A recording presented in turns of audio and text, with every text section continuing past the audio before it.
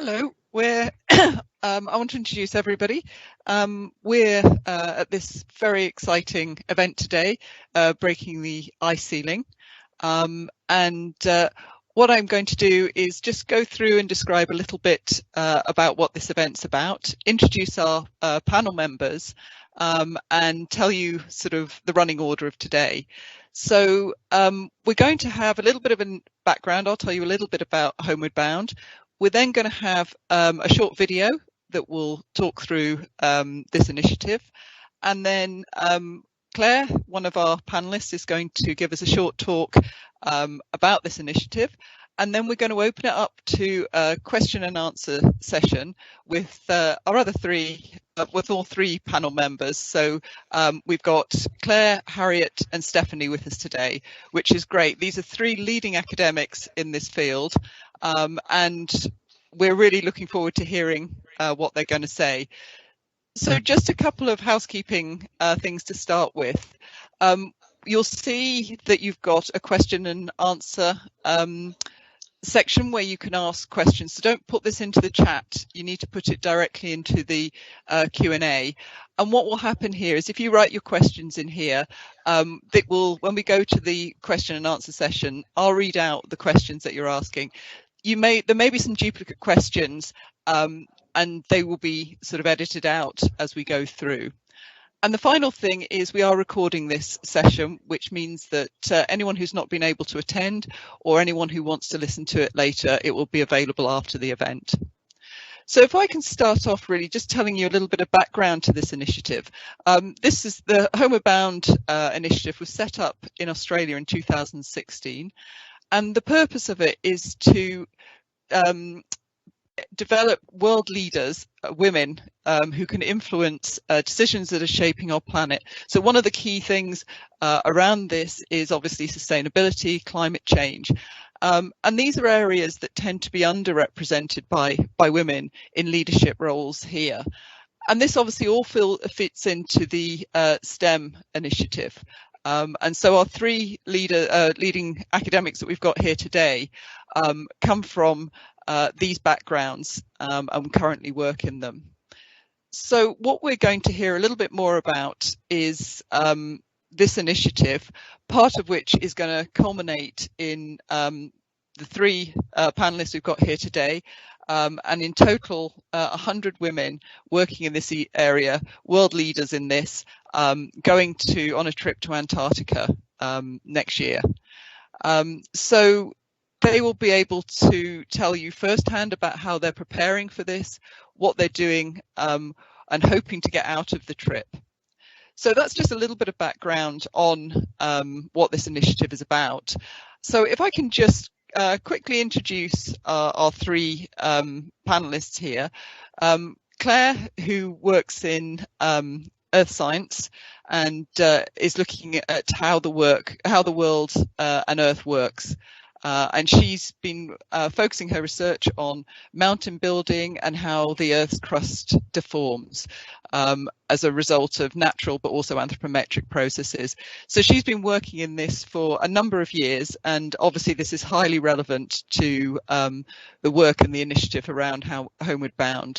And Claire's going to give us a little bit of a introduction and talk about what she's doing as part of this initiative. And then we've got Harriet, who trained as a chemist, and her interests are massively interdisciplinary, and she's interested in the future of healthcare, focusing on systems around health rather than just disease management. So taking it beyond sort of critical medicine. And she now works at the interface between research and policy, which is a really, really important aspect of going forward to taking our research and actually seeing something happen with it and influence policy. And then we've got Stephanie, who is a mechanical engineer, and her interests are around developing sustainable solutions. So looking at how we can meet our growing demand for energy, and particularly looking at offshore renewable energy.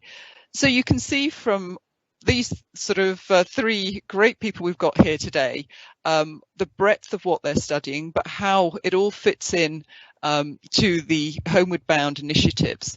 And I'm really looking forward to hearing more about what they've got to say. And sort of please put into the Q&A any questions you've got to ask them. You can do this while Clare is talking, or afterwards, because what we'll do is we'll show a short video now to give a little bit more information about Homeward Bound, and then Clare's going to give a short presentation, and then we're going to open it up for about 20 minutes or so for you to ask questions directly to any one of the three of them.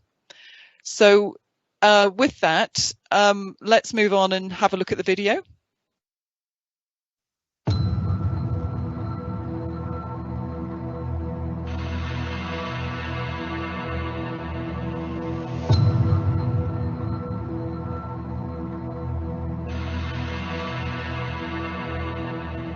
There are many things that concern people nowadays about what is happening to the planet.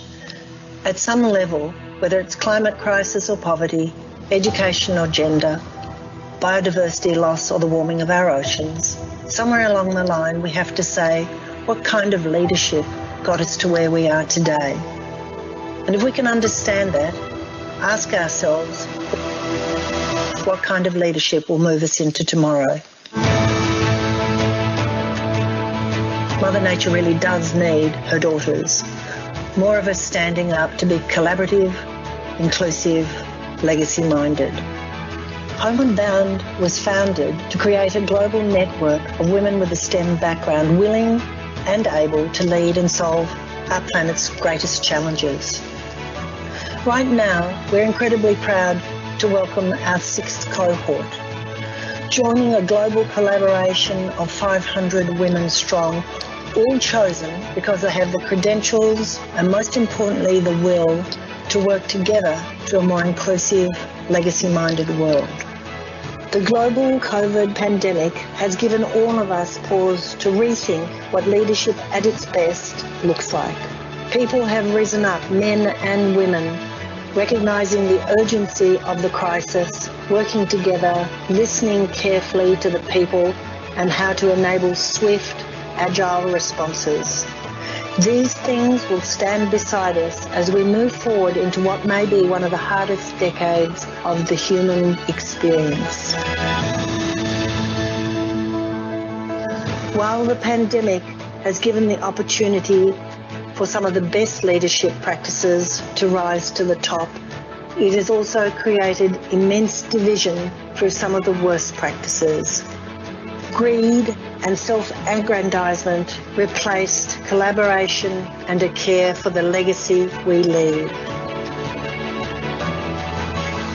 That choice is no longer ahead for our species. If we continue down that path, it is an end of days game. Homeward Bound has an alternative. Homeward Bound focuses on building the skills of leadership not just for individuals, but for the collective of the women of Homeward Bound. Personal, deep-level self-awareness, asking not who am I, but what am I like as a leader? What is it like for people on the other side of my choices? It is our time to redefine the rules of leadership, to ask not what we've been, but who we will become. Make personal choices that aid the collective and enable us all to leave a world that is materially more stable than when we came into it. Mother Nature needs her sons and her daughters. But the truth is, her sons are already largely in place. It's time now for the women to stand up, to value who they are and what they do, not to defend the men they love from loss of position, but to celebrate the women they are and to take up their leadership roles, both individually and together in our world. This is what we focus on in Homeward Bound. This is what we celebrate.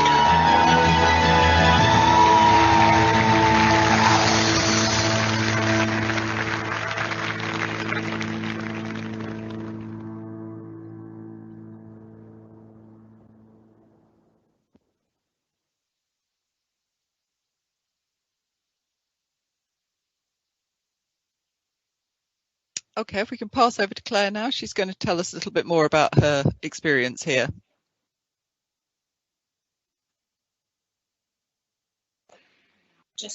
Just going into slideshow, hopefully, so hopefully that will come up for you in a second. Is that good? Can you see that fine? So I hope everybody can see that fine. Yeah, so my name's Clare Bond. I'm an earth scientist and I work in the School of Geosciences at the University of Aberdeen. And as Jenny said, I'm interested in how the Earth works and how we as humans interact with it. So everything from its kind of provision of energy and resources through to how mountains and landscapes are formed. And I really just want to start by a little bit of reflection on that video. And it's actually quite a hard act to follow. And I think somebody described it to me as it gives them goosebumps, and it gives me goosebumps as well. But for me, the message is clear. We need to act now to affect global change. We need to do things differently, and we need new leaders and a greater diversity in leadership. So Homeward Bound, set against this backdrop of Antarctica, which for me is really inspirational, but other people might describe it as hostile, beautiful, engaging, immersive, overwhelming. And I think this kind of the concept of Antarctica I found very exciting. And for me, it really says that Homeward Bound is a leadership initiative with a difference.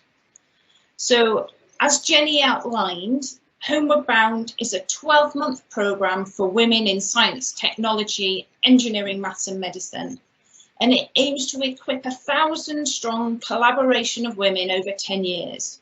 So each year there's 100 women who come together from across the globe to make an annual cohort. So I join 99 other women on the Homeward Bound initiative as part of Team Homeward Bound 6. We represent 34 nationalities and a whole range of science, technology, engineering, maths and medicine fields. And we end our journey in Antarctica. Homeward Bound was literally the dream. She describes it as a dream of Fabienne Dattner. And Fabienne Dattner is an Australian woman who's an entrepreneur.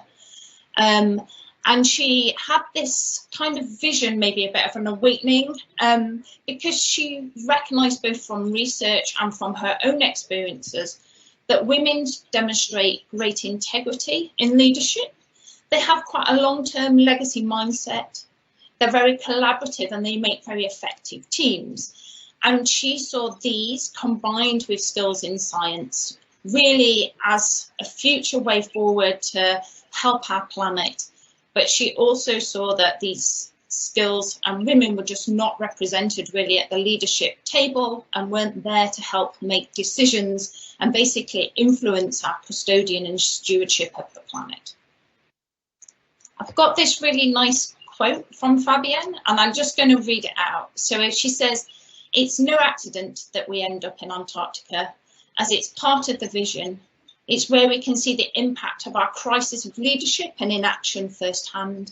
It is sensitive and challenging, awe-inspiring and motivating, and I can think of no more fitting experience for a group of leaders." So for her, it's a kind of fundamental part of this making change, allowing women as leaders to really understand the complexities of the challenges and that kind of coming together on a voyage to Antarctica, really cementing those relationships that we'll have built over this year as we go through the leadership programme, which is all done remotely, obviously, but all around the globe. So I'm going to say a little bit about why I chose to apply to Homeward Bound. And I won't lie, the Antarctica element was a big part of it for me, not merely because of the underpinning kind of values that it intrinsically holds, but also just because it's somewhere I've wanted to go for ages, and I never thought I would be able to go. So when you apply to Homeward Bound, you have to make a little video of yourself. So you have your phone and you make a little video blog, 2-minute video blog about what you, why now, why you want to choose to challenge, choose to lead, and you have to kind of give your reasoning for that in this kind of video blog. So for me, the reasons were many and complex. I have a 9-year-old daughter growing up in a world where decisions and leadership are dominated by men. And I've got this little statistic, and it comes from my field, so it comes from the university sector, and that is that in the UK, at the most senior levels of the academic system, so at the professorial level, only 25% of professors are female, 75% are male. And these kind of statistics are common across kind of leadership roles. And obviously, if you looked at STEM, so science, technology, engineering, maths and medicine subjects, these percentages would be even more skewed. And I can talk from my own experience that until recently, I was the one female full-time academic member of staff that sat within geology and geophysics at the University of Aberdeen. We've just got a great new cohort of women who've joined the department, which is great. But yeah, we're still progressing. We're still making these quite small incremental changes. And I don't think that's a good place to be. And it's not a good place to be because we're living in a world that's tipping on the balance of significant change. And these are visualization of global temperatures from 1850 to 2020, and they come from the Climate Lab book. And we've got global warming, and we see also the influence of human beings all too apparent in places where they shouldn't be in our world. And I can also look back at my career and I can identify sexism and misogyny, and I can laugh them off as I did then as a joke and banter. But actually, when I look back at it, I also feel a bit complicit, because I should have challenged, not just for me, but for other women as well. And I ask myself how I've got to my age with a young daughter, and it's still like this. And I also looked at others more recently who have stood up and who have chosen to challenge, and particularly in the areas around racism. And I've got some quite inspirational colleagues and friends who have really been pushing in this area, and I've looked at them as a minority, and I mean a really true minority, and the work that they're doing and their willingness to stand up, and I thought I can do that too. And you know, women account 50% of the population, so I'm not really a minority. So yeah, so if I put up the statistics for, say, Black professors in the UK, the gender statistics would look really, really good. But it's these people that gave me the inspiration to kind of stand up and put myself forward. So for me, one of the really exciting things about Homeward Bound is the global nature of it, and the bringing together this global network of women. So, you know, we're 100 in Team 6, but there's another 500 that have gone before us, and there's more that will come after us. So it's this big global network, like a family, with this kind of underpinning idea that we will be stronger together. And I really like that. I really like working in teams, and I really think that to tackle the global issues and challenges that we face, we need to work together. And so today, as Jenny outlined, I'm joined by 2 of the other 99 women who are forming Team Homeward Bound 6 with me. We're part of a group of 8 women from the UK chosen for this year's Homeward Bound initiative. And I just want to introduce all of them, because part of today is we're launching this challenge, and we're all working on this challenge together, and this is where the stronger together elements really come together. So I will briefly just say a little bit about each of them. So firstly, Maria is a particle physicist, and she currently works in research and development at the University of Strathclyde, So she's really interested in international collaborations and really looking at work cultures to support early career scientists as they start on their careers in science. Sharon Flager. Sharon works for NHS Highland, and she's really interested and specialises in the use of medicines. And she talks about this pill for every ill culture and how we need to change that. We need to be less reliant on medicines, and we need to think of human health and planetary health as a single system. And we've got a podcast with Sharon that talks about these issues that you can find if you kind of Google Breaking the Ice Ceiling podcast. So go and have a look at that. Then we have Jimena. So Jimena is Mexican. She has a degree in Antarctic sciences, and she's just started a PhD at the University of Stirling looking at the dynamics between glaciers and the ocean, and particularly focusing on polar regions. And Jimena is a very lucky lady, but she's already been on 2 expeditions to Antarctica. And I love this photo of her on a rib in Antarctica. I think it's really fun. Then we have Wendy Pring, who's a chartered civil engineer. She's interested in whole systems approaches to waste and interested in the circular economy as a whole. And she's founder of the Way Forward 2045. And we have Maya Bino, who's from Jordan originally. She did a natural sciences degree in Cambridge and went into medicinal chemistry. And she's the co-founder of the Equilateral Foundation. And then we have our panelists today, Harriet, Stephanie, and myself. And Jenny's told you a little bit about each of us, so I won't repeat that, but I just wanted to give you this diversity, this kind of vision of the diversity of people involved in the Homeward Bound initiative and from across the UK. So I said we're working together. As part of the Homeward Bound Challenge, we have this 12-month leadership programme, which we have started already, but we also have to raise funds for our participation in the leadership programme and for going to Antarctica.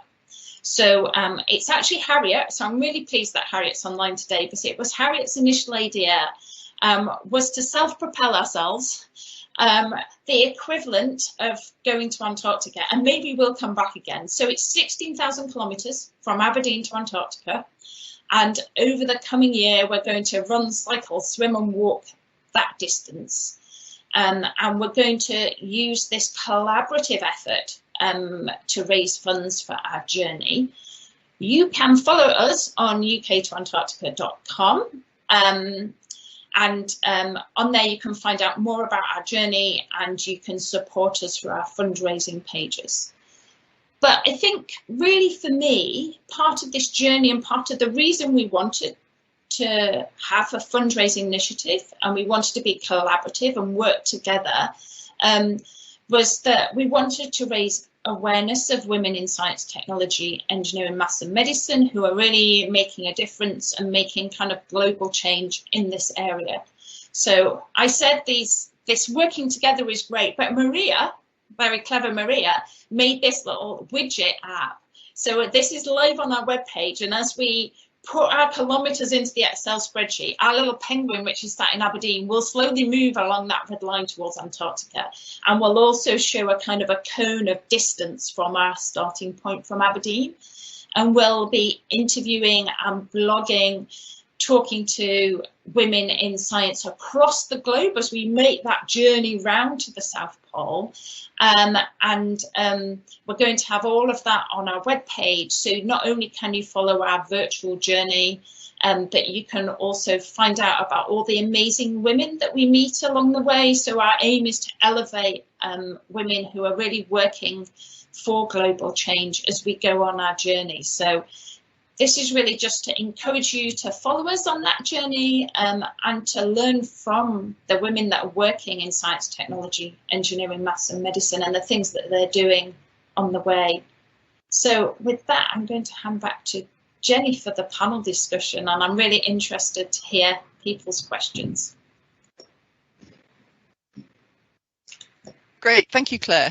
It's given us a really good overview of what it's all about and how you got involved.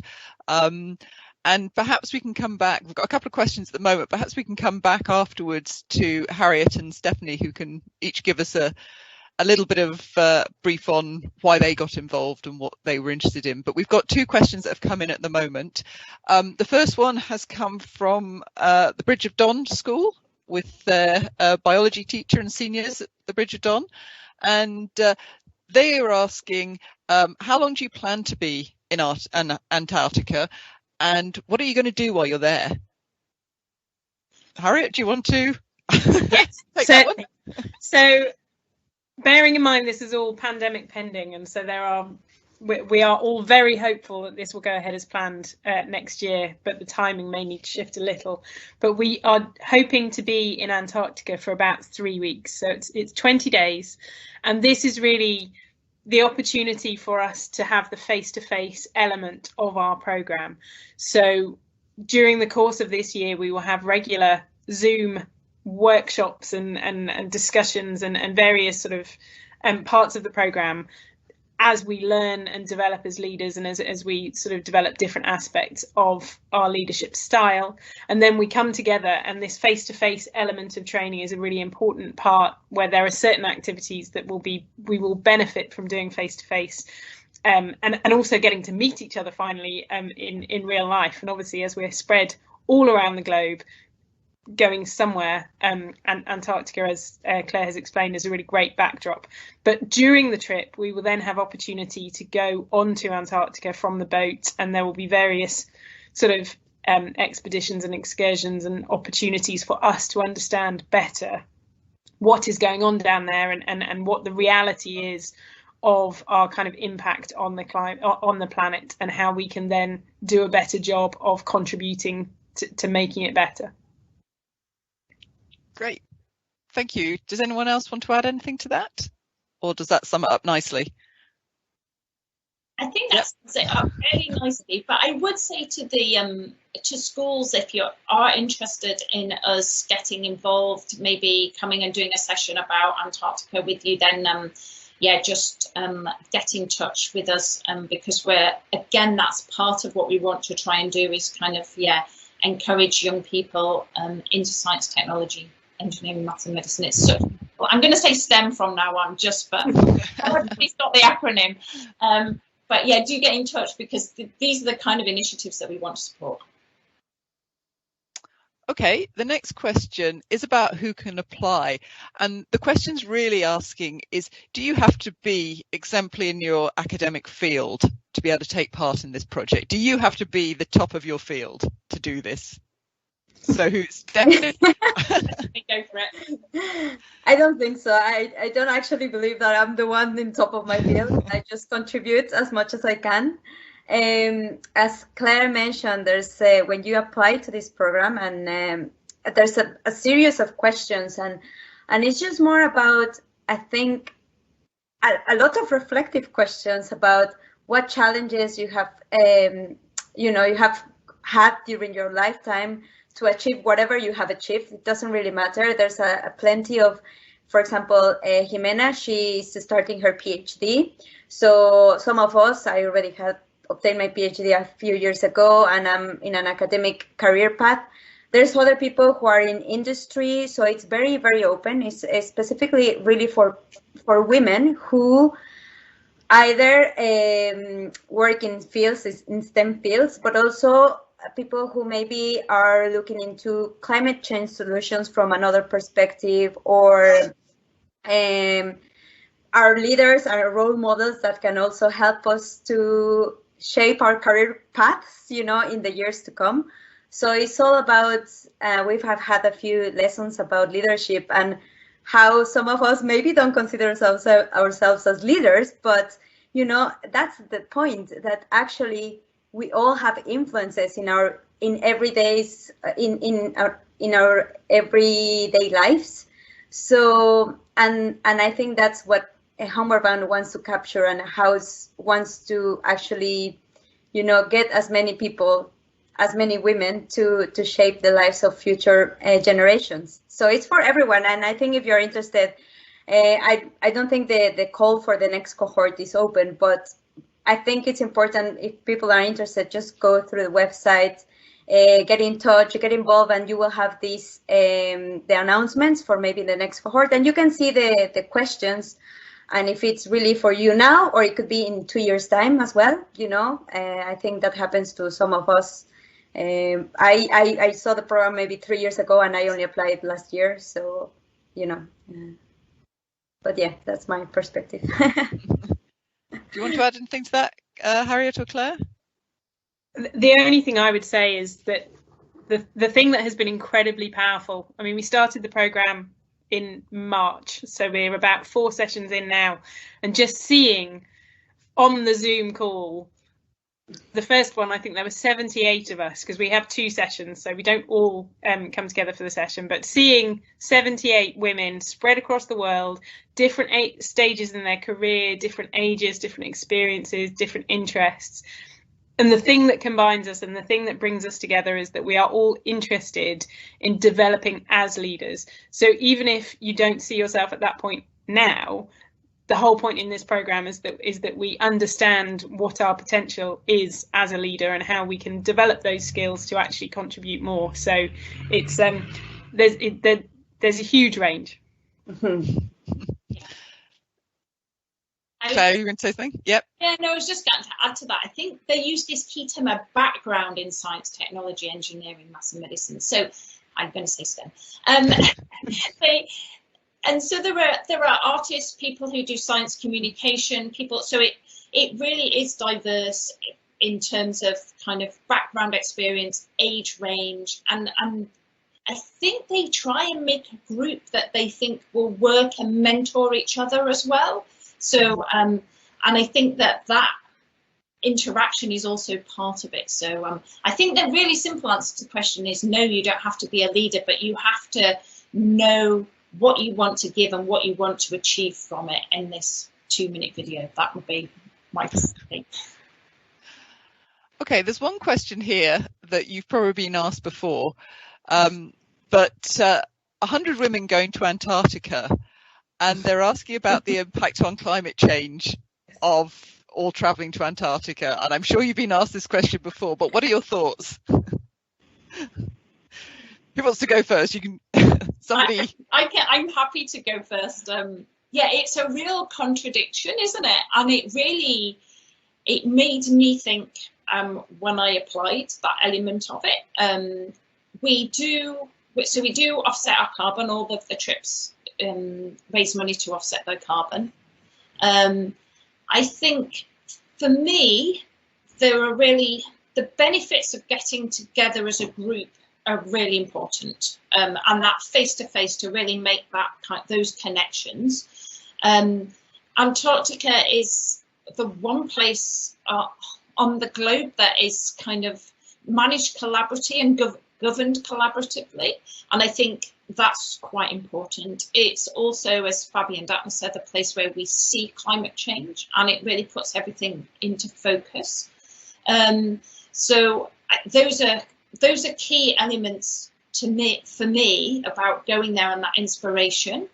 I also think from a kind of marketing and messaging point of view, if you want to be so blunt, it's great, and it allows us to sell the vision and the story, which I think are important aspects. And I guess my kind of thought about that would be, it's like David Attenborough going, plastics are really bad in the ocean, but they're not, going around the globe with his film crew and filming all of the visuals to go with that message, and that's what gives the impact and helps you get your message across. So yes, I totally agree with the question that's come in. It is quite ironic, and I think there are challenges around that, but it also has loads of benefits as well, I think. So I'm going to hand over to Harriet and Stephanie to add their thoughts as well. Yeah.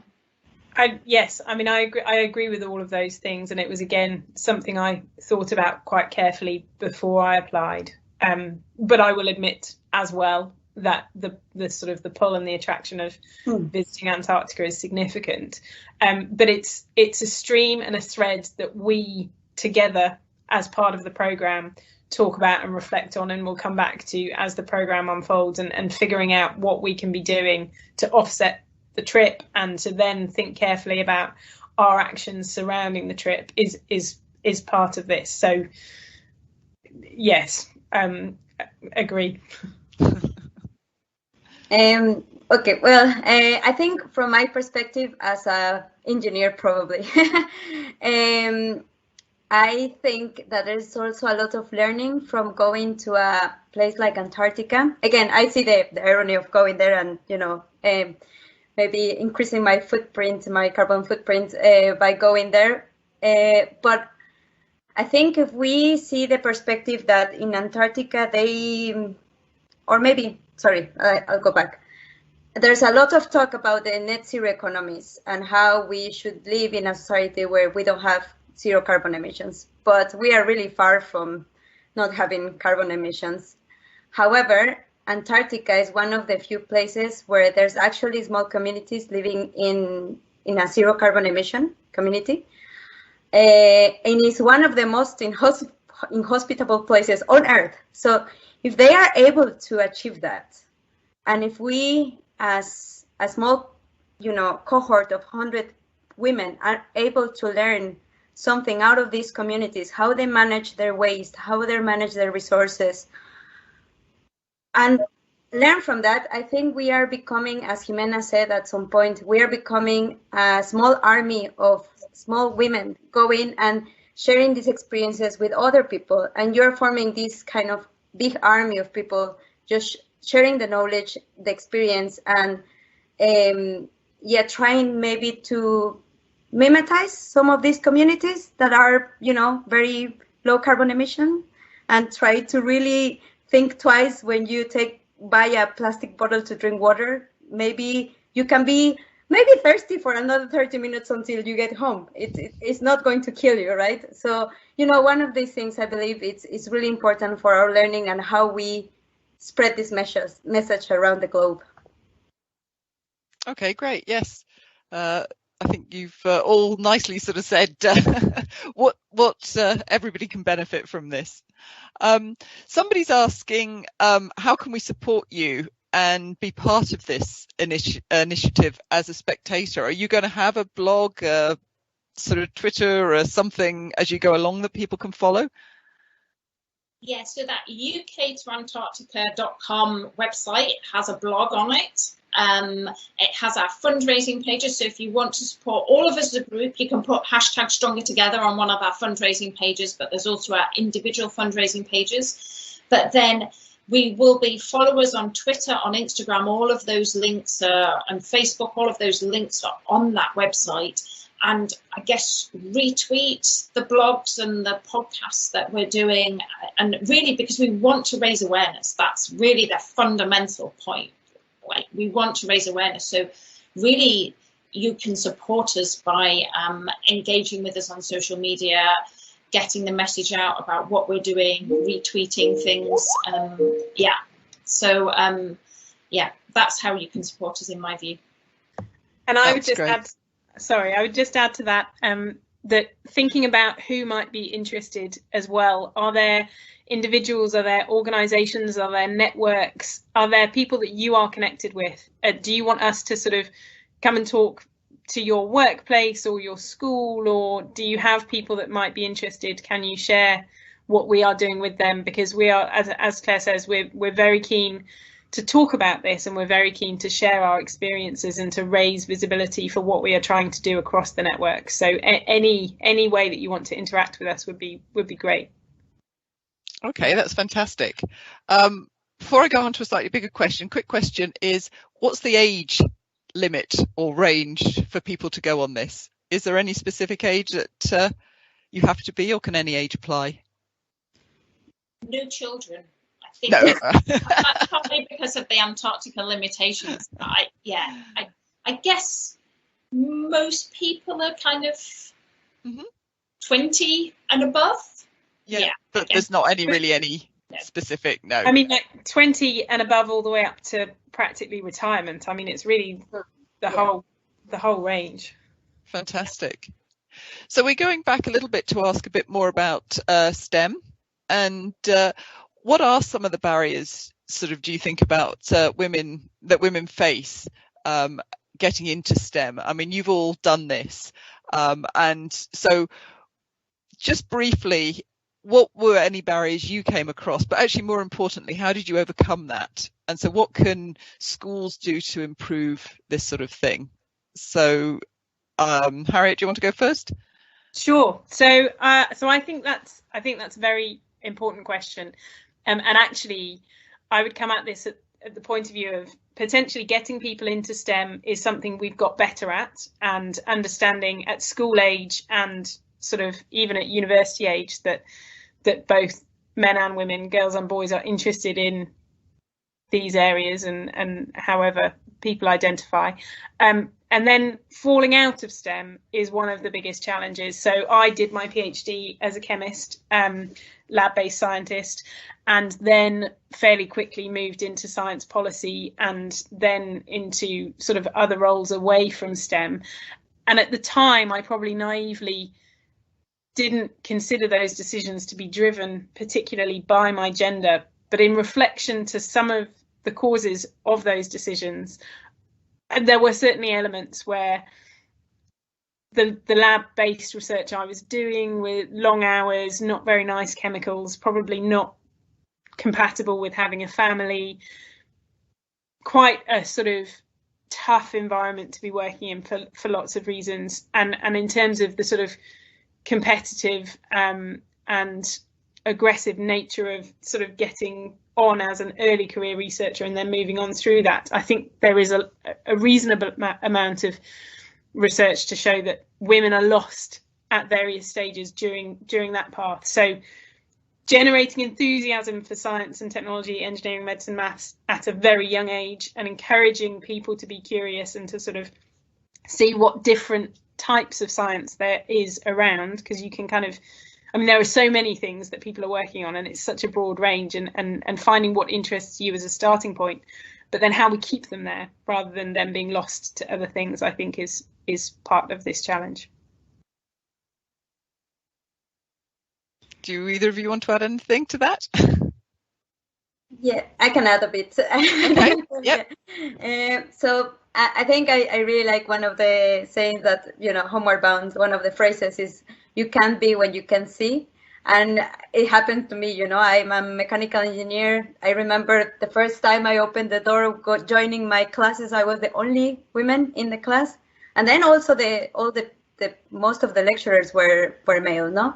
So I think it was perhaps not gender specific. I was happy, all my colleagues, all my friends have been very supportive with me, or most of them.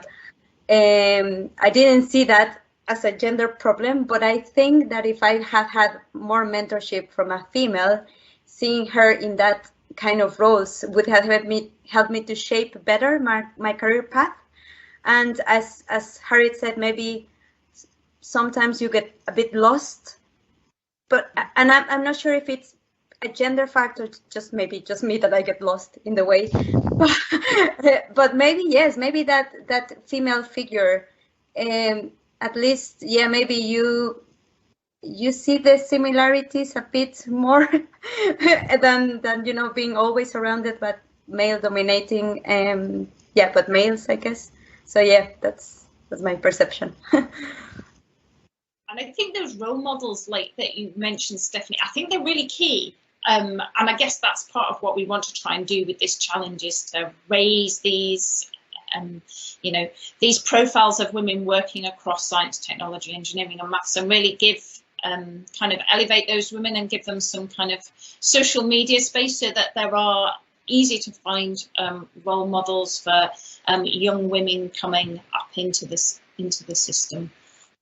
And I think then the change how we keep people in, that Harriet highlighted, I think is difficult. But I think the more women there are in the system, and it then helps the system to change, to make some of those elements and barriers, I guess, decrease them, or just look at things differently, I think.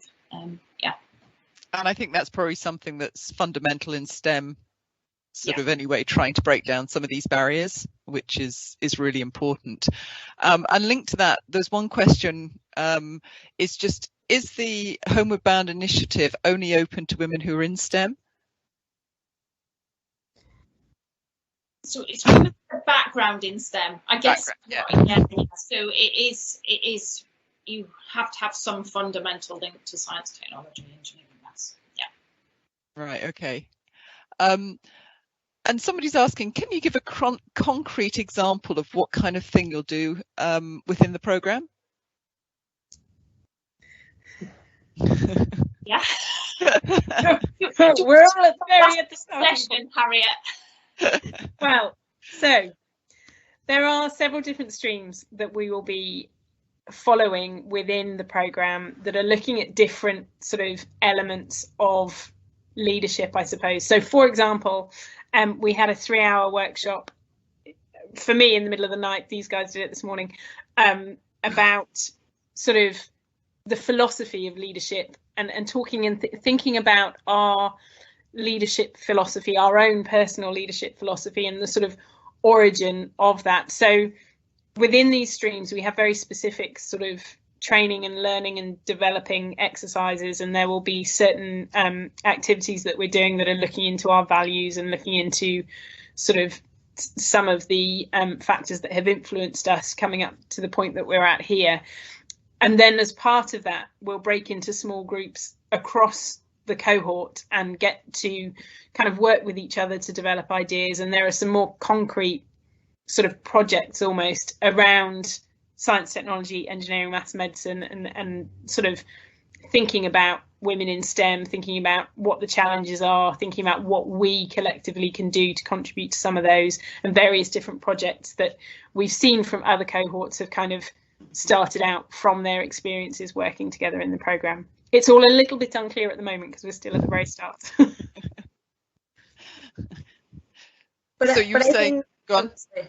I just wanted to add from what Harriet said is the journey of the program itself, as in we are having these workshops and series of Zoom calls with all the cohort, but I think it's all the other external things that we are doing throughout our journey. So for example, this, the fundraising campaign is not even, well, obviously it's about the funds that we have to raise, but it's about engaging with other peoples and trying to, even these sessions, that go live and that other people can be aware of this program, but also what it entails to be a woman in science and engineering or in STEM areas. I think it's all these spin-outs from the program itself, and it doesn't end up with a 12-month program. It goes beyond, because as is I think, only from the UK cohort, we have a WhatsApp chat, and basically almost every day is, it's not even just a chit chat. It's about, Claire had very good news about BBC interviewing her, and we're all, all these little aspects that help us growing throughout this 12-month journey, and not only because of these workshops and sessions. I think it's just all the other aspects that we have to do and that we have to learn throughout the journey. Okay, thank you. I suppose I was interested in that was do you know any specific thing you'll do when you're in Antarctica? Or based from the last programme, it's an exciting place to go to. Are they going to give you some challenges while you're down there? So it is, I guess it links back to Antarctica and the treaties around Antarctica. So actually, there's a lot of people who want to do science when they're there, but we can't do science because of the way that Antarctica is managed and those scientific treaties. And so we will get an opportunity to visit several of the research stations and to talk to people working there and completing science projects there. So and there'll be specialists on the boat with us who will talk to us about the marine biodiversity and the impacts of climate change. And then actually previous cohorts have spent a lot more time doing some of these leadership sessions that we're currently doing online actually on the boat.